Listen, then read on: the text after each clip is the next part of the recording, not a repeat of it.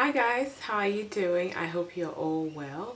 So today I just wanted to share with you what case management is, a few of the challenges that I've experienced practicing case management, and I suppose the different models there are in case management as well.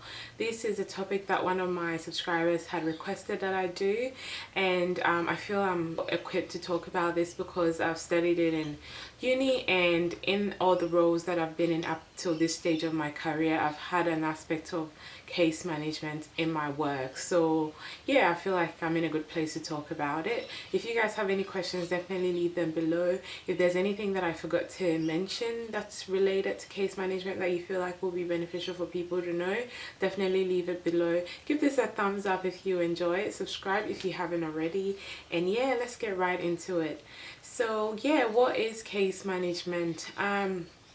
Case management involves a range of tasks that the worker would have to go through in working with a client using a case management model. So in social work, as a case manager, the first thing you would have to do with someone you're about to support is to assess. So you have to assess the needs of the client, what the needs of the family is, you know, what's happening in the background, you know, any medical issues, any health issues. There's just a really thorough assessment just to make sure you're providing the appropriate support. Obviously, in order to provide the appropriate support, you need to know exactly what's happening for the client. So the first point is to do a really thorough assessment with the client, and in doing this assessment, it's important to identify the goals of the client as well. What are they hoping to achieve at the end of the session, or you know, length of time that they're going to be working with you for, and that way, you know, you can make sure you're not just working according to your goals for the client, but you're working according to their goals as well. So, and the next thing is to arrange the appropriate support. So you know, depending on what model of case management you're using, you might be referring them out to other services, and coordinating that and making sure that that's all running smoothly. And once you've linked them into those services, you monitor and see how that's going. And if it's not working, referring to appropriate services. And if it is, finding out what's working and keeping that going. And, you know, just liaising with whoever the other person is that's providing support to this client. And in monitoring, you keep evaluating as well to see if it's working. As well, as a case manager as well, you will do a lot of advocacy on behalf of the client. You know, sometimes there's limited services, or a client doesn't fit a particular criteria for a service that you're wanting to refer them to, so it's important to do some advocacy work. So yeah, so that essentially sums up what a case manager does, and you know, what their role is in working with a client. Now, so according to the research that I've done, there are 4 models of case management. The first model is the brokerage model. Now the brokerage model is basically you as a caseworker will assess the client and then link them into appropriate services, and then you know, monitor that, you know, and you see how that's going and check in to see if that's working, or if it's not, referring to appropriate services and evaluating that. So in this model, you're not required to do any of the in-depth work as such. You're more the person that's responsible for referring. The next model is the intensive case management model. That's similar to the brokerage model, but in that you know, most case managers will ensure that the client is doing a bit of the work on their own as well, and it's more very short term. It's like you're in your hour, and it's a way for that service to save some money as well, because they're not spending too much money on one particular client, and they're able to see a bigger number of people over a short period of time. So you're seen in a short period of time, but it's more intense, and you're given a lot of attention. That's a model that the service that I work at the moment uses. So we'll only see you for a short time, but we're able to devote a good amount of time to you in that time that we work with you.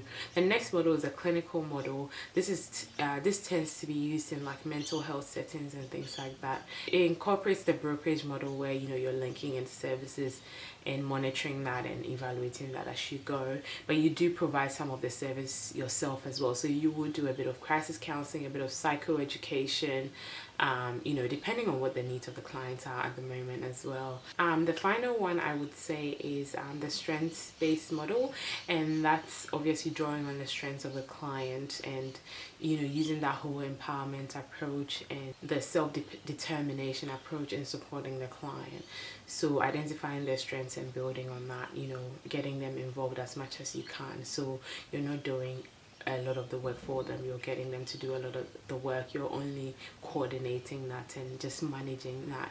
So that would also incorporate the brokerage model and a bit of the doing a bit of the work yourself as well. So, you know, depending on what's happening for the client, some of the psychoeducation and crisis counseling, whatever that looks like. So yeah, those are the 4 different models for case management. Case management can be used in like the public sector, the health sector, and in the community sector. So it's quite common, like, you know, depending on where you want to work, chances that you will come across a case management element in the role that you're in, yeah, depending on where you want to work.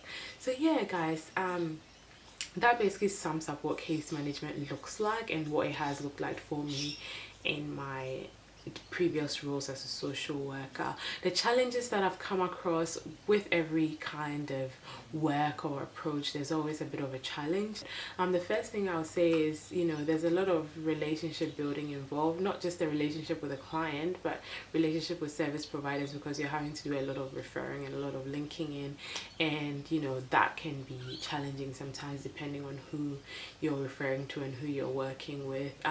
If you're interested in knowing about like challenges that I've come across in working with other services, you can definitely check out my previous video, and I'll link that on the screen somewhere.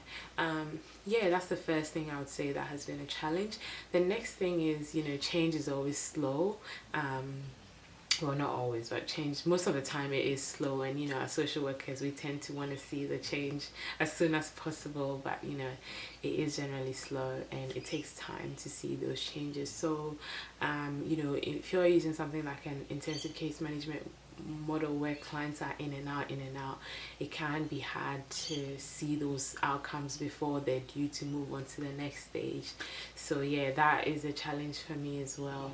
The last thing that I would say is really challenging is you need a lot of organizational skills. So obviously you're having to coordinate and you're having to assess and you're having to evaluate and you're having to just keep an eye on everything that's happening for this particular client, and you generally don't have just one client. So a lot of organizational skills is required in being a case manager, and that can be quite challenging as well. At least it has been for me a little bit. So yeah, that is basically it. This is all I have to share in this video. If you guys have any thoughts that I haven't shared in here, definitely leave that below, and yeah, I suppose I'll see you in my next video. Bye guys.